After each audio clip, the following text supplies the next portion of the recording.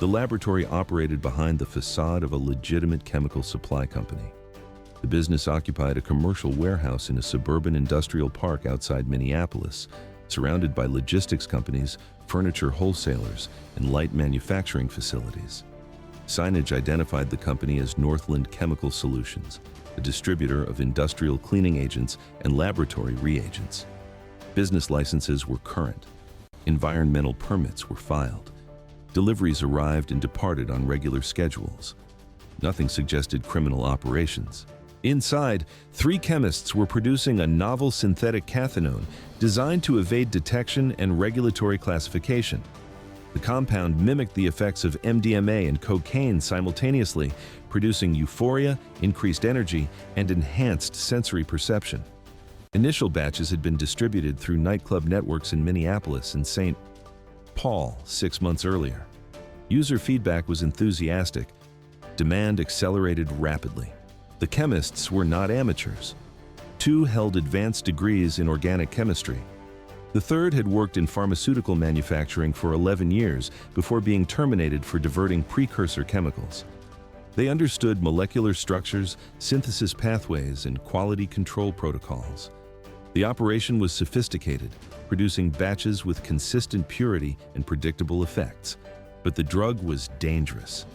Chemical analysis revealed structural similarities to compounds that had caused hospitalizations and deaths in Europe and Asia. The substance increased heart rate, elevated blood pressure, and triggered hyperthermia. In users with underlying cardiac conditions or those who combined it with alcohol, the risks multiplied. The drug had not been clinically tested. Long-term effects were unknown. Every dose was an experiment. Production had reached industrial scale. The lab was producing 23 kilograms per week, packaged as colorful pills pressed with logos designed to appeal to young users. Distribution targeted college campuses, music festivals, nightlife districts, and social networks in 8 cities across the upper Midwest: Minneapolis, St. Paul, Madison, Milwaukee, Chicago, Des Moines, Omaha, and Kansas City. Each location had distributors who marketed the drug as a safe alternative to MDMA, claiming it was legal because it was not yet scheduled under federal law. DEA agents had been investigating the operation for 14 weeks. The case began with an overdose death at the University of Wisconsin-Madison. A 20-year-old student collapsed at an off-campus party.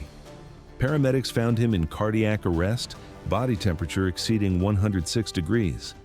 Resuscitation efforts failed. Toxicology analysis identified a synthetic cathinone that did not match any known compound in federal databases. The chemical structure was novel enough to avoid classification under existing schedules, but the effects were clearly similar to controlled substances. DEA chemists analyzed the molecular configuration and identified likely synthesis pathways. The precursor chemicals required were not common, which narrowed the search for possible production locations. Financial investigators tracked purchases of those specific precursors. Multiple orders had been placed by Northland Chemical Solutions in Minnesota. The quantities exceeded any legitimate use for a company that size. Surveillance began immediately. Over the following weeks, agents documented personnel entering and exiting the facility, logged vehicle traffic, and monitored chemical deliveries. Infrared imaging detected heat signatures consistent with synthesis equipment operating around the clock. Electrical usage was significantly higher than comparable businesses in the area. Waste disposal patterns showed chemicals that aligned with synthetic cathinone production, but the drugs were already circulating. 9 more overdoses occurred across the 8 target cities during the 14-week investigation. 5 victims survived with medical intervention. 4 did not. The ages ranged from 18 to 26. 3 were college students. 2 were young professionals. 1 was a high school senior who obtained the drug at a music festival. In Chicago, a 23-year-old woman attended an electronic music event at a downtown venue. Someone offered her a pill described as clean MDMA. She took it. 45 minutes later, she became disoriented and overheated. Friends noticed her distress and called venue security. Paramedics arrived within 6 minutes. Her body temperature was 105 degrees. Her heart rate exceeded 190 beats per minute. They initiated cooling measures and transported her to Northwestern Memorial Hospital. Emergency room physicians recognized the symptoms as consistent with synthetic cathinone toxicity. They administered aggressive cooling protocols, intravenous fluids, and medications to control her heart rate. She remained in intensive care for 3 days. Kidney function was compromised. Liver enzymes were elevated. Neurological assessment showed signs of potential brain injury from hyperthermia. She survived, but long-term effects remained uncertain. Milwaukee police responded to a call at a fraternity house near Marquette University. They found a 19-year-old student unresponsive. His friends reported he had taken a pill hours earlier and seemed fine initially, but then became agitated and confused. When they tried to help him, he became combative. He collapsed shortly after police arrived. Paramedics administered naloxone, suspecting opioid overdose, but there was no response. His heart stopped. They performed CPR for 23 minutes. He was pronounced dead at the scene. Toxicology results took 3 weeks. The synthetic cathinone found in his system matched the compound from the Madison case. The concentration suggested he had taken a higher dose than intended, possibly consuming multiple pills thinking they were less potent than they actually were. His parents told investigators he had no history of drug use. He was a pre-med student with a 3.7 GPA. He told friends he thought the drug was safe because it was not illegal yet. Des Moines emergency rooms treated 2 separate overdoses on the same weekend. Both patients presented with hyperthermia, tachycardia, and altered mental status. Both had attended the same concert venue. Both had purchased pills from someone they met outside the venue. Both survived but required hospitalization. Hospital staff reported the cases to poison control, which alerted public health officials. The cluster suggested a contaminated batch or a particularly dangerous formulation was circulating. Kansas City paramedics responded to an overdose at a private residence. The victim was a 24-year-old software engineer. Friends reported he had been using the drug recreationally for several weeks without apparent problems. On this occasion, he took his usual dose but collapsed within 20 minutes. He experienced a seizure, then his heart stopped. Paramedics restored cardiac function, but he remained unconscious. He was transported to a hospital where he was placed on life support. Brain scans showed significant damage from oxygen deprivation. His family made the decision to withdraw support after 4 days. The pattern was clear. The drug was spreading through social networks, marketed as a safe alternative to established substances, consumed by young people who believed they were taking calculated risks. But the compound was unpredictable. Doses that seemed safe for some users caused severe reactions in others. DEA chemists who analyzed seized samples found disturbing variations in potency. Pills that appeared identical contained concentrations ranging from 80 to 340 milligrams. Users had no way to know if the pill they took was weak, strong, or potentially lethal. The lab in Minneapolis was operating at full capacity. Production runs occurred every 36 hours. Each batch yielded approximately 3 kilograms of pure compound, which was then pressed into pills using industrial equipment. The operation could produce roughly 40,000 pills per week. Those pills were distributed through a network of middlemen who supplied campus dealers, nightclub promoters, and online vendors operating through encrypted messaging platforms. The distribution timeline was accelerating. The chemists planned to double output within 2 weeks. New distributors in Indianapolis, Detroit, and Cleveland were being recruited. Public health infrastructure in these cities was already strained. Introducing a new synthetic drug with unpredictable effects would overwhelm systems that had no capacity for surge demand. DEA agents coordinated with federal prosecutors to finalize warrants. The investigation had documented sufficient evidence to prosecute, but timing was critical. The lab was preparing a major production run scheduled for the upcoming weekend. That batch would supply distributors ahead of multiple music festivals and university events planned for the following 2 weeks. If that production run succeeded, tens of thousands of pills would enter circulation during high-risk social gatherings. The human cost would be significant. Based on the overdose rate observed during the past 14 weeks, DEA analysts projected that a batch of 40,000 pills distributed during festival season would likely result in 30 to 50 serious medical emergencies and 6 to 12 deaths. Those numbers assumed typical use patterns and did not account for the possibility of particularly potent pills or users with underlying vulnerabilities. Surveillance teams identified the production schedule through phone intercepts and observation of chemical deliveries. The chemists ordered precursors on Monday for synthesis beginning Thursday evening. The process required 48 hours. Pills would be ready for packaging on Saturday morning. Distribution would begin Saturday afternoon, with deliveries scheduled to festival promoters and campus dealers by Sunday. The window was collapsing. If DEA waited until after the production run, the pills would disperse into multiple markets simultaneously. But raiding during synthesis carried risks. The chemicals were volatile. Improper handling could cause fires or toxic exposures. Tactical planning accounted for these variables. Hazardous materials teams were placed on standby. The raid needed to be executed quickly to prevent evidence destruction, but carefully to avoid triggering a chemical incident. Legal coordination extended beyond the Minneapolis lab. Simultaneous warrants were prepared for distributor locations in all 8 target cities. The network's infrastructure needed to be dismantled completely to prevent remaining members from reconstituting operations.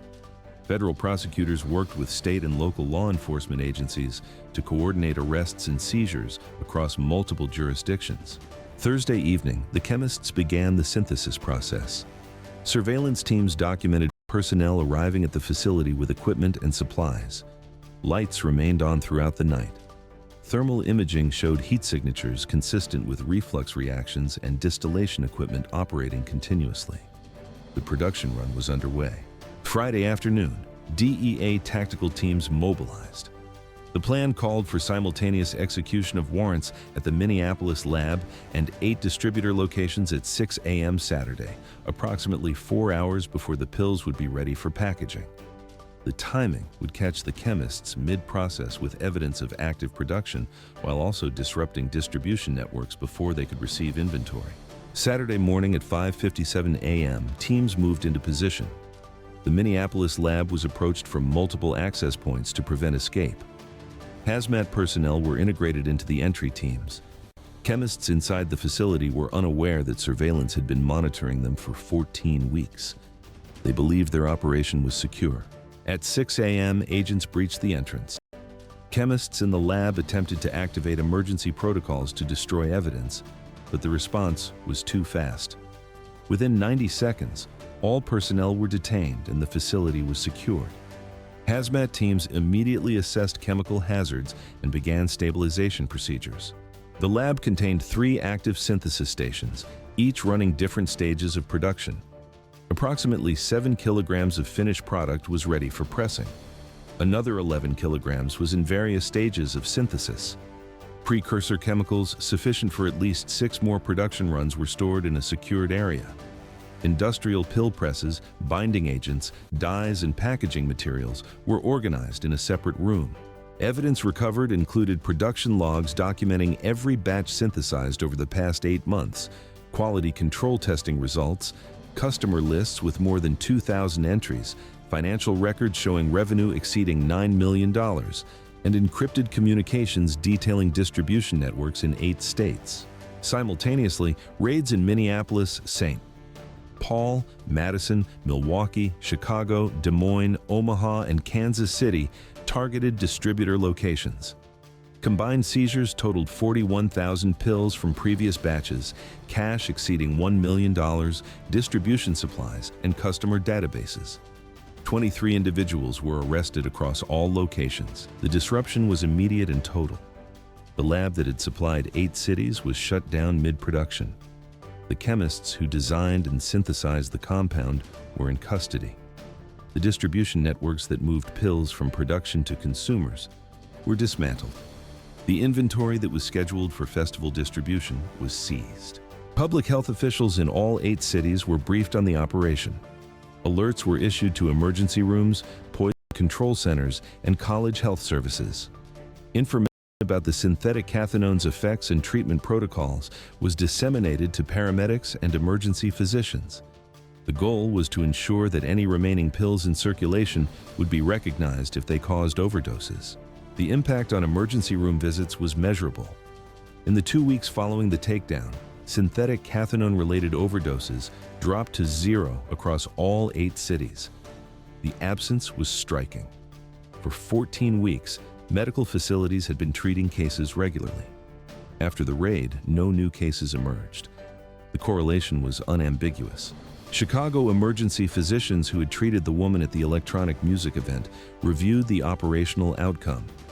If the lab had continued production, if the 40,000 pills scheduled for that weekend had reached distributors, if those pills had been consumed at planned festivals and campus events, the emergency room would have been overwhelmed. Based on observed overdose rates, they projected treating between 15 and 25 severe cases over that single weekend. Staff, equipment, and resources were insufficient for that scenario. Madison hospitals had prepared surge protocols after the initial overdose death. They established procedures for managing multiple simultaneous cathinone toxicity cases. Those protocols were never activated because the pills never arrived.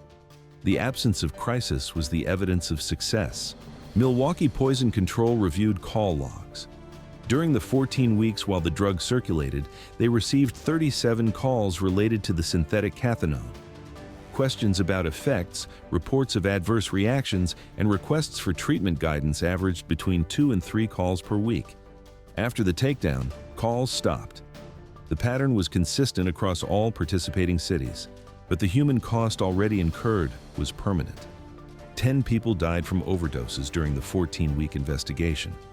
18 others suffered serious medical complications, including cardiac damage, kidney injury, neurological impairment, and psychological trauma.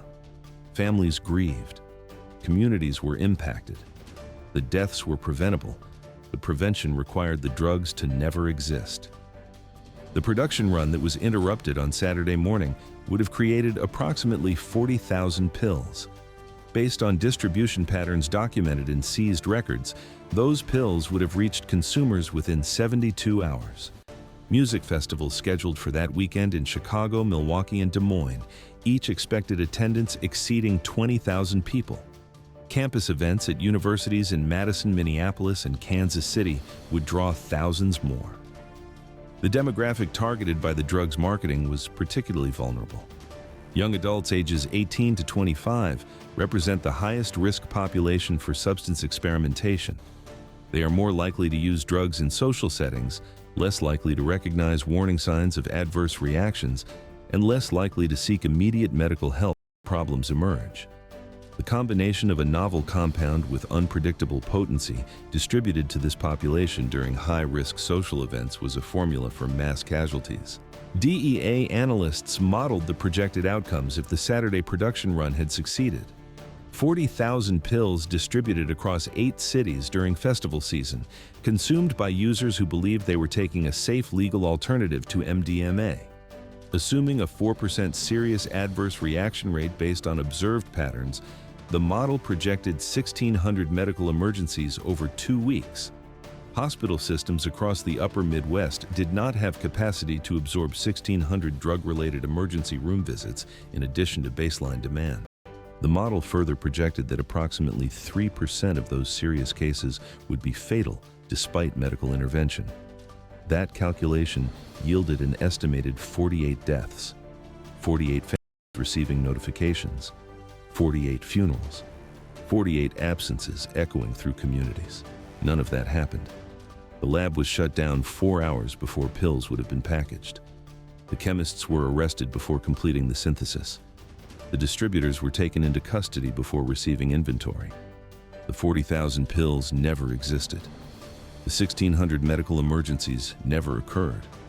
The 48 deaths never happened. The margin was 4 hours.